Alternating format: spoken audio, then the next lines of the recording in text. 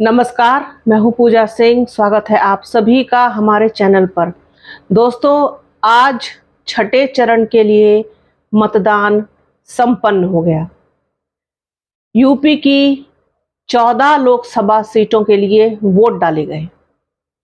जैसा कि अनुमान लगाया जा रहा था कि इस चरण में भी तगड़ी फाइट होगी और ये कह पाना मुश्किल होगा कि कौन किस पर भारी रहा, किसका जोर चला, किसका दबदबा रहा और किसने किसको नुकसान पहुंचाया, किसको कितना डेंट पहुंचाया। जब वोटिंग शुरू हुई तब प्रतिशत बहुत कम था, मतदान प्रतिशत, और इस बार के चरण में सबसे कम मतदान प्रतिशत भी रहा है। ये भी आपको बता दें, मात्र 54% मतदान हुआ है छठे चरण में उत्तर प्रदेश में 14 लोकसभा सीटों के लिए। इनमें से 9 सीटें पिछली बार 2019 में बीजेपी के पास थी। इस लिहाज से ये चरण बीजेपी के लिए बहुत खास था, बहुत अहम था। लेकिन इन 14 सीटों की अगर बात करें, जिनमें आपको पहले मैं सीट बताती हूँ। डुमरियागंज, लालगंज, भदोही, श्रावस्ती, अंबेडकर नगर, संत कबीर नगर, आजमगढ़, बस्ती, मछली शहर, सुल्तानपुर, फूलपुर, प्रतापगढ़, जौनपुर और इलाहाबाद, इन सीटों पर मतदान हुआ। कई सीटें ऐसी हैं जहां पर जीत का मार्जिन बहुत कम था पिछली बार भी, जैसे कि मछली शहर। वहां मात्र 181 वोटों से बीजेपी को जीत मिली थी। ऐसे में भारतीय जनता पार्टी की राह और मुश्किल हो जाती है, जबकि वो पिछले 5 चरणों का चुनाव देख चुकी है और किस तरीके की हवा बह रही है इस बार वो भी वो जान चुकी है, अंदाजा उनको खूब है। ऐसे में सबसे बड़ी चुनौती अगर किसी के लिए थी तो वो थी भारतीय जनता पार्टी, जिनको अपनी ये सीट बचाने के अलावा इसमें इजाफा भी करने की चुनौती थी। हालांकि 2014 में जिस तरीके से बीजेपी को 73 सीट मिली थी, फिर 2019 में कम हो गई, वो सीट 65 रह गई।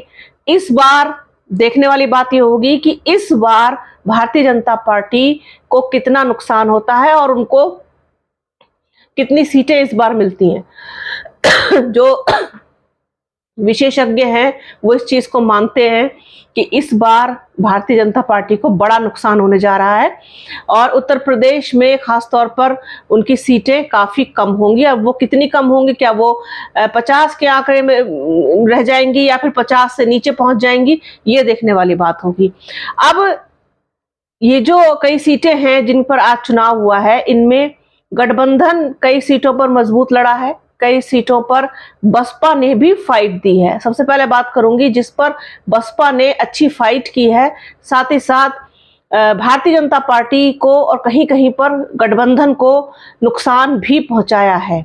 ये सच्चाई है, इससे इनकार नहीं किया जा सकता और बसपा को नजरअंदाज भी नहीं किया जा सकता। दोनों ही बातें हैं। जैसे कि जहां पर बसपा मजबूत लड़ी है वो सीट है लालगंज। इंदु चौधरी मजबूत चुनाव लड़ी है। आगे बढ़ते हैं श्रावस्ती की तरफ, यहाँ पर भी बीएसपी ने अच्छा किया है। अंबेडकर नगर में बीएसपी अच्छा करके लड़ी है, कमर हयात अंसारी यहाँ से। इसके बाद बस्ती में भी सुनने में आया है कि अच्छा किया है और सुल्तानपुर में भी उदराज शर्मा, इन्होंने काफी अच्छी फाइट दी है बीजेपी को भी और गठबंधन को भी। अब जहां पर भारतीय जनता पार्टी फंसती हुई दिखाई दे रही है वो सीट है सबसे उनकी हॉट सीट सुल्तानपुर। सुल्तानपुर में भारतीय जनता पार्टी को कड़ी चुनौती मिली है। साथ ही साथ मछली शहर में भारतीय जनता पार्टी के सामने कड़ी टक्कर है। आजमगढ़, आजमगढ़ भी हॉट सीट है। निरहुआ यादव यहाँ से सांसद और आजमगढ़ में प्रत्याशी धर्मेंद्र यादव, और बहुत दिलचस्प मुकाबला हुआ। यहाँ भारतीय जनता पार्टी के लिए राह आसान नहीं है।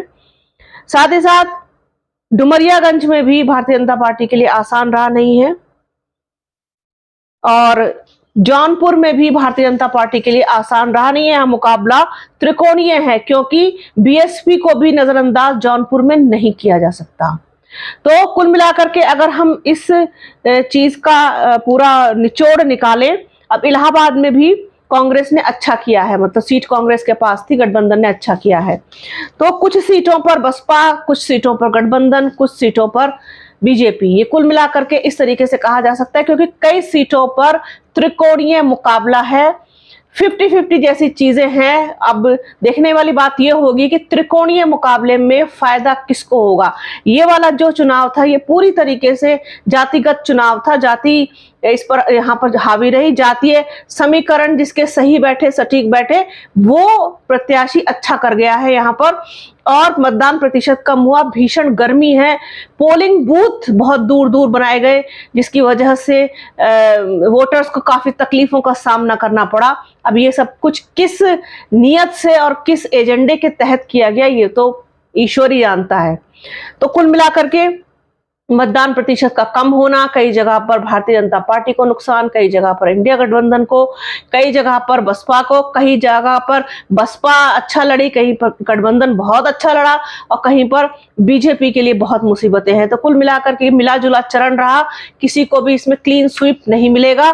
जिस तरीके से 9 सीटों पर पिछली बार भारतीय जनता पार्टी को फतेह मिली थी, ये सीटें बचाना ही भारतीय जनता पार्टी के लिए फिलहाल सबसे बड़ी चुनौती मुझे नजर आती है, दिखाई देती है। तो ये था पूरे मिलाकर के पूरा। अब कल इस पर पूरा तफसील से विश्लेषण करूंगी, हर सीट पर पिछली बार की तुलना में और अब की बार की तुलना में कितना कहां मतदान हुआ और किसको पिछली बार वोट मिले थे और कौन इस बार लड़ रहा। तो ये चीजें सारी हम कल डिस्कस करेंगे आपके साथ। तो बने रहिए हमारे चैनल के साथ, हमारे चैनल को लाइक कीजिए, शेयर कीजिए, सब्सक्राइब कीजिए, बेल आइकन जरूर दबाइएगा। अपना और अपनों का बहुत ख्याल रखिए। जल्द मिलूंगी आपसे एक नए वीडियो में, एक नए मुद्दे के साथ, एक नई चर्चा में। तब तक के लिए जय हिंद।